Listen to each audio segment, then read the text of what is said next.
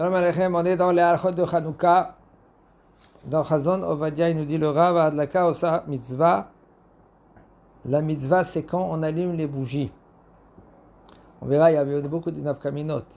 On n'a pas le droit d'allumer des bougies. Par exemple, Pépé, lui, il veut allumer les bougies. Et après qu'il allume les bougies, on prend la Hanoukia et on la met vers la fenêtre ou on la met sur la table. Non.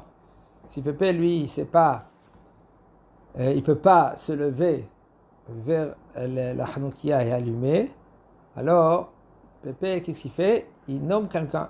Il dit, prends cette bougie-là, va allumer les bougies de Hanouka. Alors, il faut qu'il y ait suffisamment de l'huile dans le verre où on va mettre maintenant la mèche. L'huile et la mèche. Si c'est moins qu'une demi-heure, alors on n'est pas rendu quitte. Ou par exemple, quelqu'un qui prend une bougie. Une bougie, il faut la vérifier, comme l'huile aussi, il faut le vérifier dans le petit verre qu'on a, si c'est suffisamment une demi-heure. Et sinon, il faut changer de verre. Shabbat, par exemple, il y a un problème. Il faut que ça dure pendant 1 heure. Parce qu'on allume la veille de Shabbat. La bougie de Hanouka, on ne va pas l'allumer à la sortie des étoiles. Parce que la sortie des étoiles, c'est déjà Shabbat. On n'a pas le droit d'allumer, c'est Mavir. Alors on va allumer les bougies de Hanouka la veille de Shabbat. Quand? Un quart d'heure avant la Shkia. Et on va mettre suffisamment de l'huile que ça va durer une demi-heure après la sortie des étoiles. En tout, ça fait combien? 1 heure. À partir que j'ai allumé, ça va durer 1 heure. Et il y en a que eux, ils font rentrer le Shabbat à 40 minutes avant. C'est pas trop conseillé toute la vie, toute l'année. Nous, selon les séfarades, on allume 20 minutes avant la Shkia. Là, maintenant, on va faire un quart d'heure avant la Shkia. On va faire l'allumage des bougies. Quelqu'un qui maintenant il veut faire 40 minutes avant la Shkia. Non, lui, il a l'habitude. Une femme, qu'elle te dit, écoute, elle veut allumer les bougies de Shabbat. Alors, c'est un problème, cela. Parce qu'elle, en général, qu'est-ce qu'il faut faire? Il faut devancer les bougies de Hanouka avant les bougies de Shabbat. Il faut allumer les bougies de Hanouka et après allumer les bougies de Shabbat. Mais là, si maintenant elle prend le Shabbat 40 minutes avant, c'est un problème. D'accord? Quand même, si elle veut allumer, quand même, elle dit non, je veux allumer 40 minutes avant, j'ai la coutume, je veux m'allumer, je veux prendre le Shabbat pour Ken. Alors, il dit le Rav que, qu'est-ce qu'on fait? On peut la laisser qu'elle allume 40 minutes et toi tu vas allumer les bougies de un quart d'heure avant la Shekiah. Okay. Seulement si maintenant quelqu'un lui dit écoute je prends Shabbat, il faut savoir, c'est en condition que lui qui prend Shabbat 40 minutes avant, nous on n'a pas le droit de faire ainsi. Parce que nous on ne prend pas le Shabbat quand on allume les bougies. Comme ça c'est la halakha. La halakha chez nous, même une femme, c'est bien qu'elle fait une condition une fois par an, après Rosh Hashanah, elle dit quand moi j'allume les bougies de Shabbat, je ne prends pas le Shabbat sur moi. Comme ça, elle peut faire ce qu'elle veut, même jusqu'à 5-10 minutes avant la Shkia. Et là, il n'y a aucun problème. Badaï que c'est bien, c'est conseillé que quand maintenant elle a fait l'allumage des bougies, qu'elle a fini déjà son travail, tout ce elle doit faire maintenant à la maison.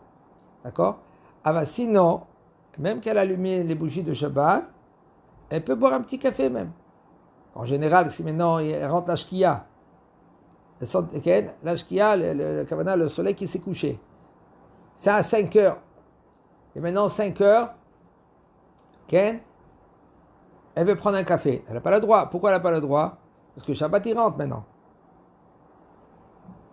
Qu'est-ce qu'on va faire? Avant, même que tu as allumé par exemple 20 minutes avant la Shkia, dans ces 20 minutes-là, tu peux prendre un petit café, tu peux faire mincha même. Ça, c'est en condition que tu as dit, maintenant, même si quelqu'un une femme qui n'a pas fait ça après Rosh Hashanah, peut le faire maintenant, que quand j'allume les bougies de Shabbat, je ne prends pas sur moi le Shabbat. Okay. Et si maintenant il a allumé, les bougies de Hanouka dans un endroit et il veut le mettre dans un autre endroit, il faut qu'il éteint. Okay? Et ça, c'est un problème maintenant de refaire la bracha. C'est un très très gros problème, il rentre dans cela. Okay?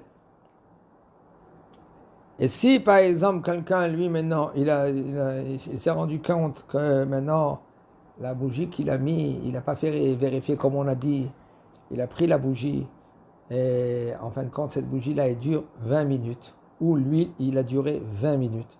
Et il voit maintenant que dans le petit verre là, ça a diminué, il n'y a plus d'huile, ça a duré 20 minutes, un quart d'heure. Qu'est-ce qu'il doit faire? C'est un problème. Il doit reprendre un autre verre qui est plus grand, allumer la bougie sans bracha. Okay? Et là, comme ça, il peut se rendre quitte. Okay.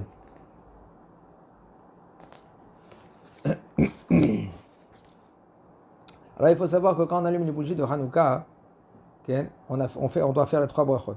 Le premier soir. Okay, en premier, la Dikne Hanouka. La deuxième, Shasanissim la beauté de Mayim Bazmanazé. Troisième, Shehiyano.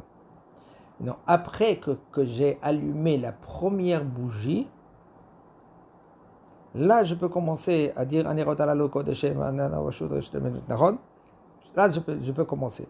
Si quelqu'un lui il sait pas par cœur, le Vadak il connaît là le sidour, il regarde le sidour, il peut donner même à quelqu'un d'autre après qu'il a allumé la bougie du jour, il peut donner même à son fils, même que son fils il a moins que 13 ans, il peut donner aux enfants qu'ils allument les bougies de Hanouka, les autres bougies, et le petit qui a moins que 6 ans, il peut lui donner le shamash, qu'il allume le shamash. Regarde, le shamash, on allume rien que, c'est le dernier. C'est pas comme maintenant, qu'est-ce qu'ils font? Après qu'ils font la bracha, ils allument le shamash, après qu'ils allument les autres. Non, le shamash, on doit l'allumer le dernier. Et pourquoi on allume le shamash? Pourquoi on allume le shamash? On allume le shamash pour que si par exemple il n'y a plus de lumière, que nous on a l'électricité, et maintenant on doit marcher, on n'a pas le droit de profiter des bougies. On n'a pas le droit de voir maintenant combien d'argent j'ai dans la poche, ou de voir où je marche à droite ou à gauche. Alors qu'est-ce que je dois faire? C'est le shamash, je peux maintenant profiter du shamash. Sinon, pas besoin du shamash. Combien de bougies on doit allumer? 8 bougies. Ken. Arsenaï, ça veut dire qu'un homme que lui qu'il est invité. Il est invité chez papa, chez maman, chez son frère, sa soeur. Et c'est bien de ne pas être invité pendant Hanouka. D'ailleurs que son père et sa mère, ce qui vous d'Avaim, il doit venir, il doit y aller. Alors, qu'est-ce qu'il doit faire? Il va chez papa et il dit avant que papa il va allumer la Hanoukia, il dit à papa, écoute, voilà, je veux être associé avec toi, okay, dans l'huile. Comme tu as acheté l'huile, je vais te donner un shekel. Un shekel, c'est bon, il achète de l'huile de papa. Si maintenant papa lui dit c'est bon, par exemple, ils ont oublié d'acheter l'huile. Papa, il dit avant, voilà, je te donne un peu de l'huile.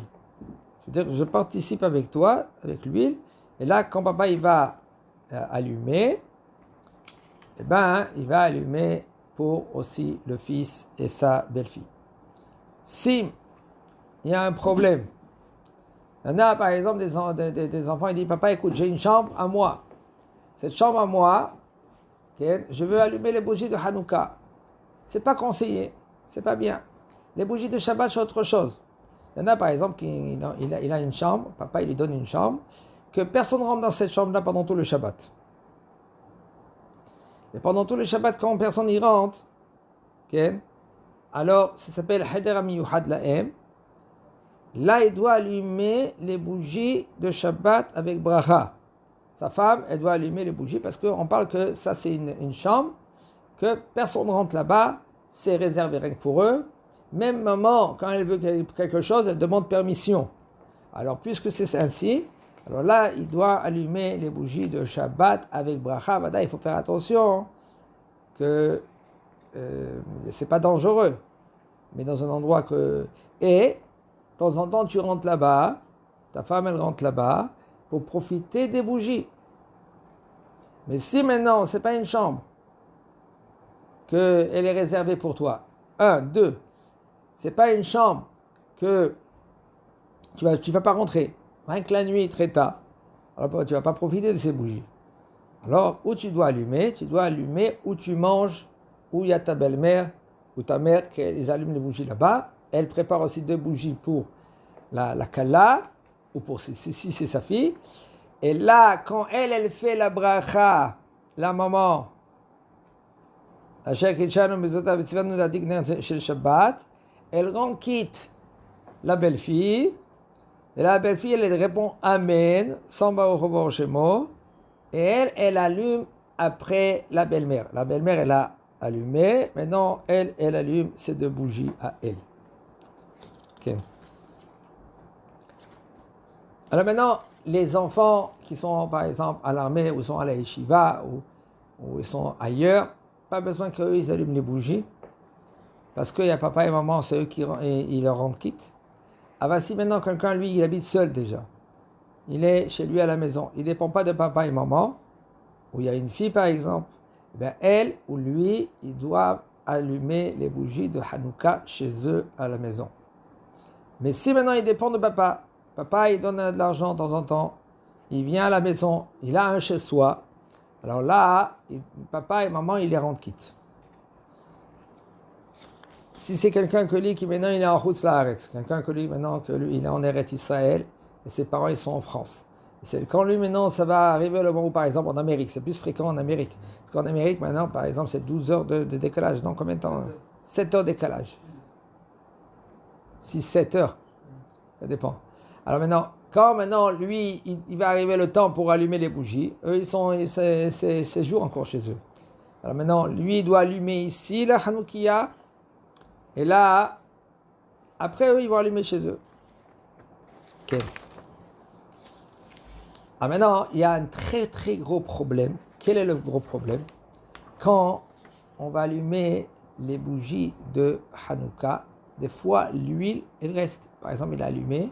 Alors, il faut savoir que l'obligation, c'est une demi-heure. Après la demi-heure, on peut éteindre la bougie. Tu peux éteindre avec une cuillère ou avec un petit verre. Tu fais comme ça, tu étouffes. Après la demi-heure, par exemple, quelqu'un il veut sortir. C'est pas bien et c'est pas conseillé de laisser les bougies allumées et de sortir de la maison. C'est pas conseillé. Pourquoi? Chez Mishmor, un petit courant d'air, un petit rien du tout. Chez Mishmor, très grave. C'est pour cela, après la demi-heure, tu es rendu quitte, c'est bon, tu restes dans la maison pendant la demi-heure. Et si maintenant quelqu'un lui allume les bougies de Hanouka, il doit vite tout de suite sortir. C'est pas bien. Attends la demi-heure. Après la demi-heure, tu éteins. Tu peux donner la clé au voisin.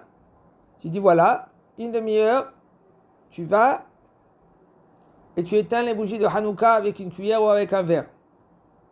Et tu vérifies. Excusez-moi, maman, c'est très très important cela.